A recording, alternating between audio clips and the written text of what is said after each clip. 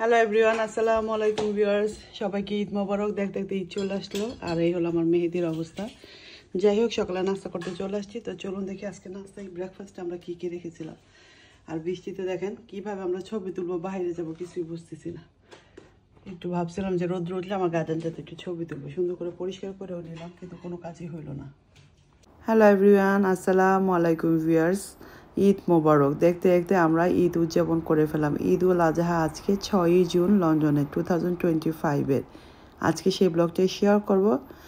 বাসায় অনেক গেস্ট এসেছিল, তাদের সাথে কী করলাম, রান্না বান্না কী করলাম, সকালের নাস্তা কী করলাম, বিস্তারিত নিয়ে আজকের এই ঈদের ব্লগটা সাজিয়েছি। ঈদের অনেকগুলো পার্ট হয়ে গেছে, তাই অল্প অল্প করে আপনাদের সাথে শেয়ার করব। প্রথমে চলে এসেছি ঘুম থেকে উঠে, যেটা হলো অ্যাজ ইউজুয়ালি রান্না করতে হয়, সেটা হলো আজকে ভাবলাম একটু ভুনা খিচুড়ি করি, সিম্পল খাবার, কারণ আজকের ওয়েদারটা খুবই খারাপ। তার সাথে বসিয়ে দিয়েছি খাসির মাংস, আর হলো একটু শিক কাবাব করে নিলাম বাচ্চাদের জন্য, আর সালাদ। এই হলো সকালের নাস্তায়।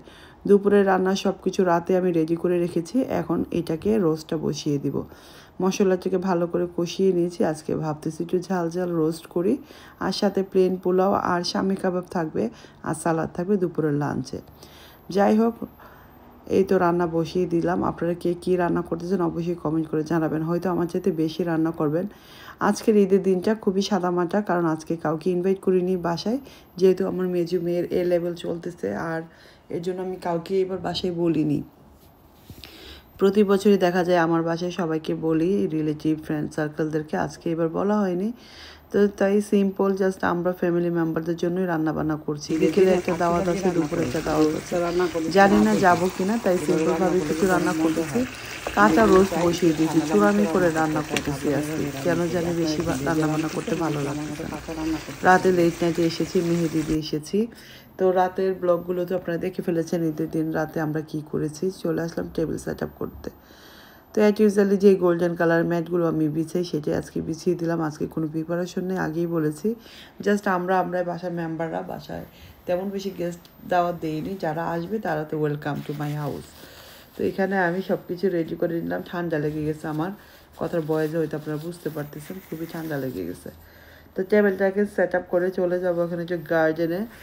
ঘুম থেকে উঠে চা খাইনি, কফি খাইনি, পানি খাইনি, মাথা ধরে আছে। এই যে আমার কিচেনের অবস্থা, একটু মেসি, রান্না চলতেছে। ইউজুয়ালি সবার বাসায় হয়তো এরকম সকালটা। আপনার ভাইয়া নামাজে চলে গিয়েছে, আমরা আজকে যাইনি, বৃষ্টি দেখে ভাবলাম যে ঠিক আছে যাব না। তো চলে আসছি গার্ডেনে। আজকের ওয়েদারটা ছিল এরকম, গার্ডেনটাও সুন্দর করে পরিষ্কার করে নিয়েছি। তো চলে আসছি এক কাপ কফি নিয়ে। আমার একটু সকালে কফি না খেলে ভালো লাগে না। আর গোলাপের পাপড়ি ঝরে দেখেন আমার গার্ডেনটার কী অবস্থা হয়ে গিয়েছে। যাই হোক, বুঝতেছি না যে কি সুন্দর লাগতেছে নাকি খারাপ লাগতেছে। তো এক কাপ কফি নিয়ে আসলাম, কফিটা একটু শেষ করব। গার্ডেনে একটু ফ্রেশ বাতাস খেলে রান্না করতেছি, তো মানে ভালো লাগবে, মানে গরম লাগতেছিল, তো ভাবলাম যে চলে আসি। আর এই হলো আমার মেহেদি, একদম আগলি একটা মেহেদি দিয়েছি। যাই হোক, মেহেদি দিয়ে রাতে 12:30টায় বাসায় এসেছে, এসে দেখি সবাই ঘুমাই গেছে। বিন ফালাতে হবে, সকালবেলা আমাদের বিন নিবে ঈদের দিন সকালে। তো যাই হোক, বিন দিতে যেয়ে মেসি হয়ে গেছে হাতের মেহেদি, বাট কালারটা সুন্দর হয়েছে। এটা মনে হয় ব্ল্যাক মেহেদি, আপনারা কি বলেন, এটা ব্ল্যাক মেহেদি না? আর এটা ফান করতে করতে আমি দিয়েছিলাম, আর তারপর উপর দিয়ে সার্কেল, এটাও বিন এবং কাপড় চেঞ্জ করতে যেয়ে কাঁচা ছিল মেহেদিগুলো, সবগুলো একদম লেগে গিয়েছে।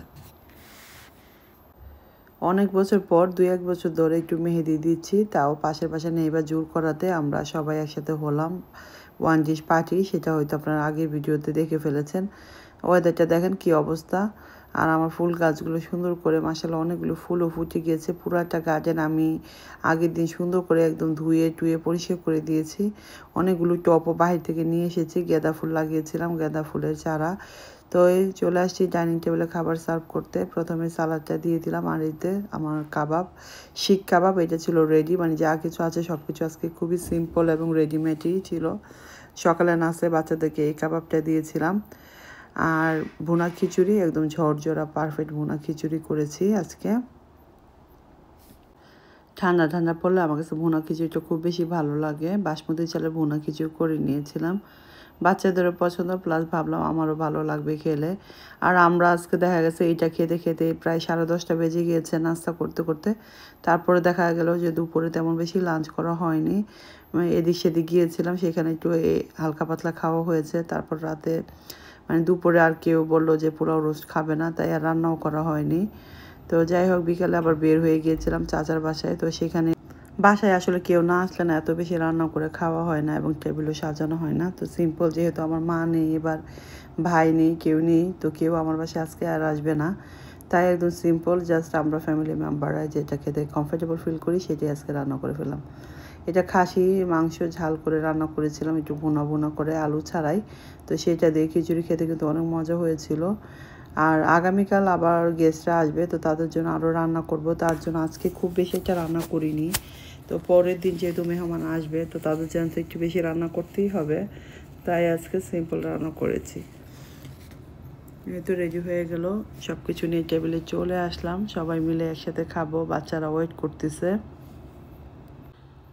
এই হলো ঈদের দিনের সকালের নাস্তা আমাদের। আপনারা কি করছেন অবশ্যই কমেন্ট করে জানাবেন, ঈদের দিন আপনাদের কি কি ছিল আজকের মেনুতে ঈদের দিনে সকালের নাস্তায়।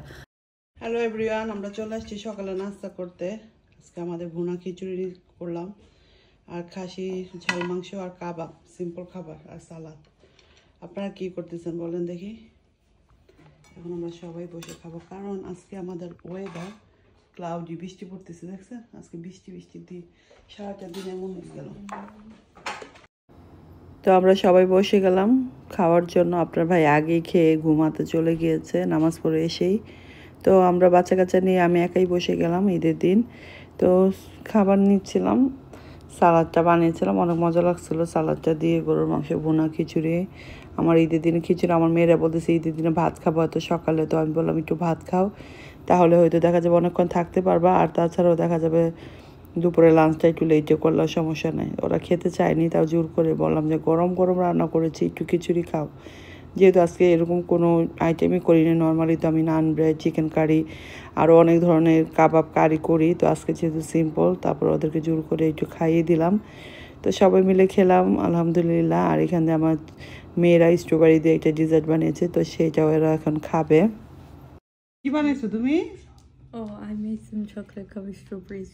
ও লুক সো ইয়ামি। এটা কি পাঁচ জনের জন্য? Yep. হ্যাঁ, ইয়াম। Yeah. তোমরা এখনই খাবা? এটা দেখতে তো খুবই সুন্দর হয়েছে। আমুরে শিখে দিও তো যা রেসিপিটা। Okay. খাওয়া দাওয়া শেষ করতে না করতে বাসায় গেস্ট চলে আসছে নামাজ পড়ে। আমার দেবরের ফ্রেন্ড সার্কেল নিয়ে সবাই চলে এসেছে।